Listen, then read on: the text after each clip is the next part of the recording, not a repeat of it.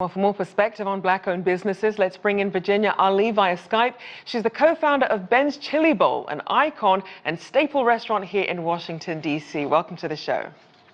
Thank you very much. Thank you for having me. So everyone knows that Ben's Chili Bowl is a D.C. staple and one of those go-to spots for anyone visiting the U.S. Capitol. So what were your initial thoughts when the pandemic first started? The initial thoughts was just sadness and fear because we don't know what to expect. We know that we were asked to just shut down everything and change our hours, and it was just a scary period, and that people were getting sick and some folks were losing their lives, so it was a scary time for us. So then walk us through what was happening when COVID first started impacting your business as well. Well, initially we were asked to not have anyone into our restaurant. We could do order online. We do curb service. We use the other facilities like Uber Eats and DoorDash and Grubhub to order food out. But everybody was just, I think, just apprehensive about coming out because of the dread of the disease. So it had a serious impact. We are normally open from 7 a.m. until 2 a.m. in the morning and 4 a.m. on Friday and Saturday nights. All of that came to a complete halt.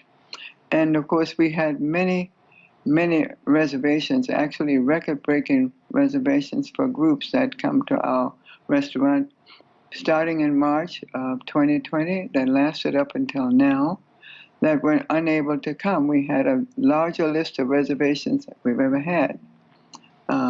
Eighth graders coming to the city to visit Washington, D.C., and tourists coming from all around the world. So it had a devastating effect on us, for sure. And so a lot of people were trying to reach out, trying to get help. Have you gotten the financial help that you need to stay afloat over this past year? We've had some community support, and we've also able to have the PPP. It took a little while for us to get that, but we were able to get that to help us to hold on to our staff. And as I said, the community came out and with offerings to help, and the help that they provided us in the form of checks and donations, we were able to give back to the community by serving lunches to our first responders, to our hospital staff at one or two of the hospitals here in Washington, and to teachers and to firemen, to whomever. We were able to do that through the help of donations from our community. And it's certainly good to see the community pulling together. We know that on top of everything else, 1 year ago this week, that George Floyd was killed by a Minneapolis police officer, and that sparked a social justice movement in the U.S. and globally. And we know that civil rights is baked into Ben's Chili Bowl's DNA. In general, how has your family balanced business with politics and social responsibility? You know, we've been there since 1958. We were there when the city was still segregated, really. And we've gone through the civil rights movement, and where Dr. King was bringing people to Washington to protest the injustices in 1963. And we had an occasion to have him come into the Chili Bowl and sit down with me on occasion and talk about his dream. He brought 250,000 people to Washington in protest of the injustices of African Americans. And we, of course, were able to pass the Civil Rights Bill the next year and the Voting Rights Bill the following year. But we still need systemic change, still fighting for some of the same rights that we fought for back there so many years ago. And to see, honestly, that transition from where the restaurant was when it first started, still seeing these same systemic issues, has this latest movement led to increased interest in Ben's history?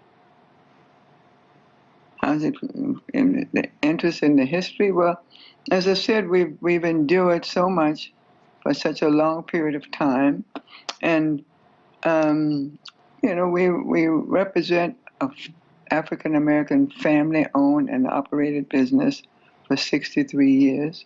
We were in a prominent but segregated community initially, and now we have change has come about in our city. But we're just doing the best we can and moving on. It's had a serious impact on black businesses and all businesses for that matter, but in particular, I think the small businesses have been really, really affected. It's very difficult to manage when you cannot operate your business and you cannot have your guests coming in. And our big concern is keeping our guests safe and our team members safe. So it's still a struggle, but we're hanging in there. And to that point, you have now reopened at full capacity as of last Friday. How is it going, and how is the experience perhaps different from before? I didn't hear the last part of this. She was saying, so we were open at 100% as of last Friday. So how was the experience today compared to when it was pandemic? Well, it's much better. I mean, we're having our customer base coming back. You know, we have made a big difference this past week actually.